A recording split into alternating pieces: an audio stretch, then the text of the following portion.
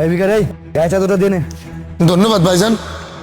কি ব্যাপার মোনা, ওনার গলাটা ভাইয়ার মতো লাগলো না? এই তুমি কি পাগল হয়ে গেছো? এরকম একটা রাস্তার ভিখারি সে হবে কিনা তোমার ভাই? না না না, আমি তো আমার ভাইয়ার গলা খুব ভালো মতো চিনি।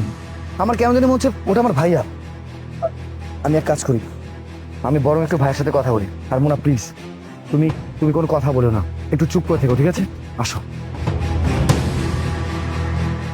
কি ব্যাপার ভাই, আপনি এই শীতের মধ্যে মাটিতে শুয়ে আছেন? আপনার কি ঘর বাড়ি নেই? ভাইজান, আমার ঘর বাড়ি সবই আছে। আমার একটা ছোট ভাইও আছে, আর বাইর বউ আছে। বাইর বউ আমার বাসা থেকে বাইর করে দিয়েছে এই শীতের ভিতরে। কি বলেন, আপনাকে বাসা থেকে বের করে দিয়েছে? তো আপনি তো চাইলে আপনার গ্রামের বাড়িতে যেতে পারতেন, সেখানে আপনি যোগাযোগ করেননি?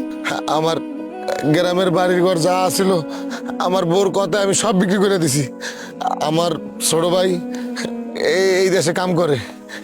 আমার ছোট ভাইয়ের বউ হ্যাঁ কইছে গ্রামের ঘর বাড়ি সব বিক্রি করে আমার ভাইয়ের কাছে আইবো। এর লেগে আমি হ্যার কথা গ্রামের ঘর বাড়ি সব বিক্রি করে দিছি। আর ওই টাকাগুলো আমার ভাইয়ের বউর কাছে।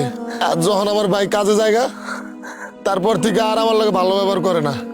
আমার দিয়ে থালা বাটি দেওয়া যায়, কাপড় চোপড় ধোয়ায়, সব ধরনের কাম করায়। তারপরে কয়দিন পরে আমার গাড় ধাক্কা দিয়ে বাড়ি থেকে বাইর করে দেয়।